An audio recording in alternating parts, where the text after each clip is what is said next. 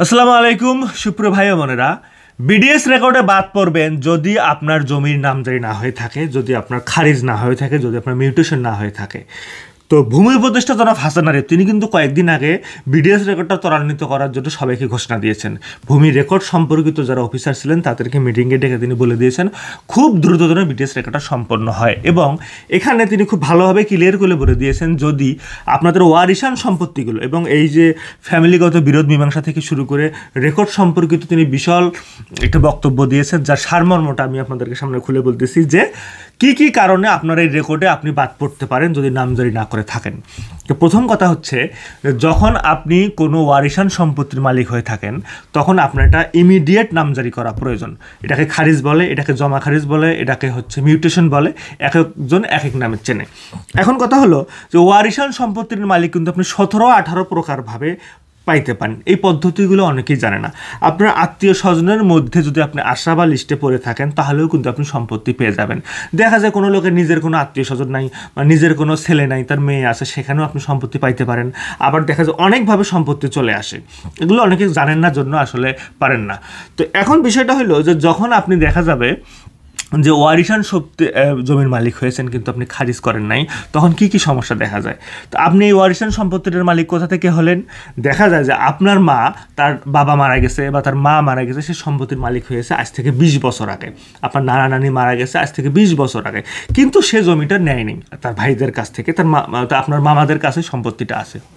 সে কেন নিল না? মানুষের একটা কমন সাইকোলজি আছে, মানুষ মনে করে যে আমি যদি না বাবার বাড়ি থেকে সম্পত্তি নিয়ে আসি তখন আমার ভাইদেরা আমাকে আর দেখবে না, আমার খোঁজ খবর নিবে না, তারা আমাকে আর আদর আপ্যায়ন করবে না। তো সেই জন্য ভাইদেরকে বিশ্বাস করে বা ভাইদেরকে মনে করে যে না, আমি আমার মেয়ের বিয়ের সময় সম্পত্তিগুলো নিয়ে আসবো, তখন আমার দরকার আছে তখন, অথবা কোনো বিপদ আপদ হলে অসুখ বিসুখগুলো তখন নিয়ে আসবো, এখন নেব না।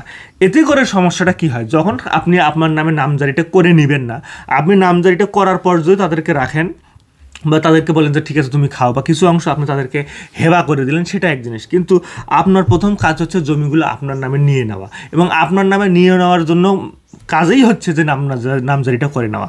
নামজারি যদি করে না নেন তাহলে এই জমিটার মালিক ওই আপনার বাবা ছিল, তিনি থেকে যাবেন। এখন দেখা যায় ওই জমিটা কোনোভাবে আপনি মনে করতেছেন জমিগুলো আপনার নামেই আছে, কিন্তু আসলে কিন্তু নাও থাকতে পারে। আপনার ভাই বা অন্যান্য ভাইরা মিলে ওই জমিটা মিউটেশন তাদের নামে করে ফেললো, সম্ভব। ওই জমিটা মিউটেশন ছাড়াও বিক্রি করা সম্ভব। আপনারা এটাও জানেন যে সাব রেজিস্টার অফিসে, এটা এখন বলা ঠিক না, তাও বলি যে ঘুষ দিলে মিউটেশন ছাড়াও কিন্তু জমি আপনার হচ্ছে বেচাকেনা হয়ে যায়। তো আপনি কিন্তু পরে দেখবেন যে আপনি জমির মালিক ছিলেন 7 বিঘা, আপনি পরে জমি পেয়েছেন 70%। তো এরকম হয়ে যায়, কারণ আপনার জমি অন্যান্য ভাইরা বোনরা বিক্রি করে ফেলছে। তো এটা থেকে বাঁচার জন্য আপনার কাজ হচ্ছে যে মুহূর্তে আপনার বাবা মা মারা যাবে আপনার বন্টননামা করে ফেলবেন। বন্টননামা করে ফেলে আপনি হচ্ছে জমিটা আপনি খারিজ করে ফেলবেন। তখন হবে কি, আপনি চাইলে আপনার ভাইকে দিতে পারেন, ভাতিজাকে দিতে পারেন, আপনি বলতে পারেন ঠিক আছে তুমি খাও, কিন্তু আপনি আইনগতভাবে যদি মালিক হয়ে থাকেন তখন এটা নিয়ে কোনো সমস্যা থাকবে না, এবং সরকার জানবে যে এটার মালিক আপনি। আপনার নামে ট্যাক্স ইস্যু হবে, আপনি ট্যাক্স পরিশোধ করবেন, আপনি বছরের পর বছর জমি মালিকানা পাবেন। আপনি যখন চাবেন মর্গেজ রাখতে পারবেন, যখন চাবেন বন্ধক রাখতে পারবেন, যখন চাবেন বিক্রি করতে পারবেন, যখন চাবেন কোনো কোম্পানিকে লিজ দিতে পারবেন, আপনার ইচ্ছা।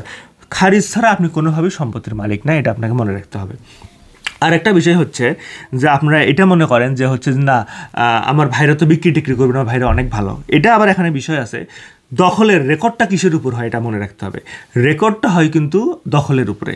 যখন ওরা এসে দেখবে যে এই জমিতে আপনি আপনার বাবার এলাকায় কোথায় রেকর্ড হচ্ছে, আপনার বিয়ে হয়েছে 200 কিলোমিটার দূরে বা 50 কিলোমিটার দূরে বা 20 কিলোমিটার দূরে, আপনি তো খোঁজ খবর রাখেন না, হঠাৎ করে ওখানে রেকর্ডটা চলে গেল, তখন রেকর্ডটা হয় দখলের উপর ভিত্তি করে। আপনার ভাইরা কাগজপত্র দেখাইলো বা আপনার নিজের আত্মীয় স্বজন, এটা ভাইদের বললে শুধু খারাপ হচ্ছে, অনেকে মনে করেন যে ভাইদেরকে আমি কি শত্রু বানাচ্ছি কিনা, আমি আসলে শত্রু বানাতে চাই না।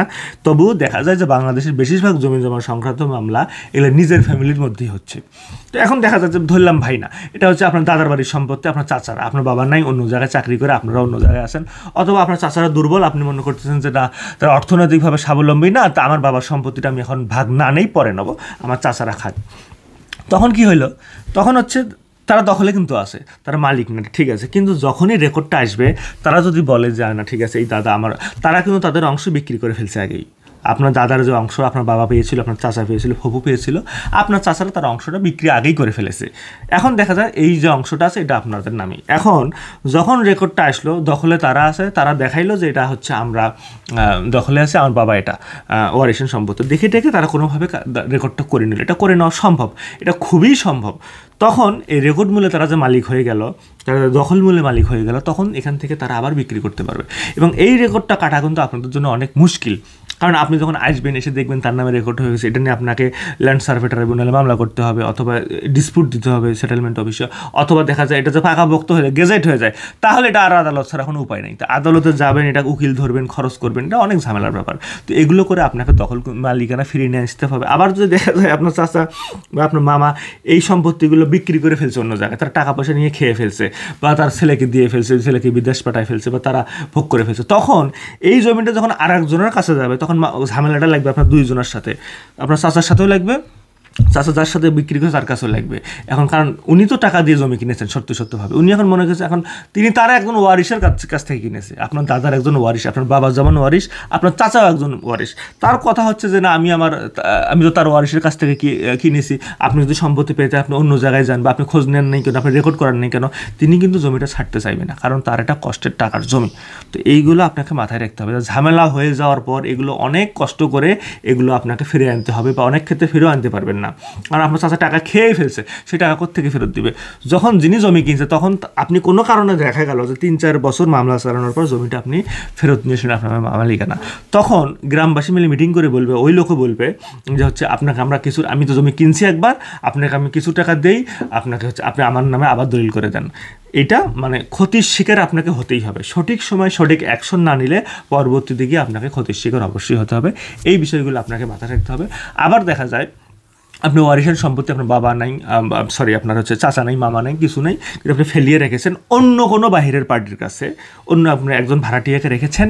এই বাংলাদেশে এরকম ঘটনা অ্যাভেলেবেল হয়েছে যে একজনকে আপনি কেয়ারটেকার নিযুক্ত করেছেন, তিনি জমি জমাটা দেখতেছিল, খোঁজখবর করতেছিল, আপনার জায়গায় একটা কোণে সে একটা ছোট টিনের ঘর করে ছিল, এবং বাকিটা জায়গায় সে শাকসবজি করে খাচ্ছে যাচ্ছে, আপনি তাকে কেয়ারটেকার হিসেবে রেখেছেন।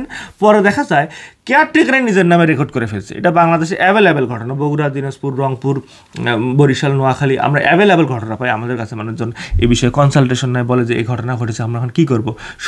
7তলা বাড়ি পর্যন্ত কেয়ারটেকার তার নামে করে ফেলেছে। এগুলো কাগজপত্র তৈরি করে ফেলা যায়। তো এগুলো যদি এইরকমের ঝামেলা হয়ে থাকে, ডিসক্রিপশন বক্সে হোয়াটসঅ্যাপ নাম্বার আছে, আমাদের সাথে যোগাযোগ করবেন, মেসেজ করবেন, আমরা যোগাযোগ করার ট্রাই করবো। তো এইরকম যদি কেয়ারটেকার নিজের নামে করে ফেলতে পারে, তো আপনার কাজ হচ্ছে যে টাইমে বিডিএস রেকর্ডটা আপনার এলাকায় যাবে, আপনার খোঁজ খবর রাখা, সঠিকভাবে করে নেওয়া, এবং আপনার নামে নাম জারি থাকলে কিন্তু কেয়ারটেকার এইভাবে করতে পারতো না। কারণ যখন রেকর্ডের লোকজন আসবে, জরিপের লোকজন আসবে, ম্যাপ তৈরি করবে, নকশা করবে, আপনার হচ্ছে খতিয়ান তৈরি করবে, তখন তাদের কাছে যে পূর্বের কাগজটা আছে সেটাই কিন্তু তারা হাতে করে নিয়ে আসবে। তখন দেখবে যে এখানে হচ্ছে নামটা হচ্ছে আপনার বা আপনার বাবার, তার নামে হচ্ছে এটা রেকর্ড আছেই। তখন কি হবে? তখন আপনার নামই হয়ে যাবে, যেহেতু আপনার নামে নামজারি আসে আগে থেকে, তখন আপনার নামে নামজারি হয়ে যাবে, তখন আর এটাকে আটকানোর কোনো উপায় নেই। সুতরাং যদি নামজারি না করে থাকেন, এই বিষয়ে এখনও করতে পারেন, আমরাও বেশি হেল্প করে থাকি। ডিসক্রিপশন বক্সে হোয়াটসঅ্যাপ নাম্বারে যোগাযোগ করবেন, আর মেসেজ করার ট্রাই করবো। তো দ্রুত আপনি নামজারি করে ফেলেন, নাহলে বিদেশ রেকর্ডে বহু সমস্যা হতে পারে। আল্লাহ হাফিজ।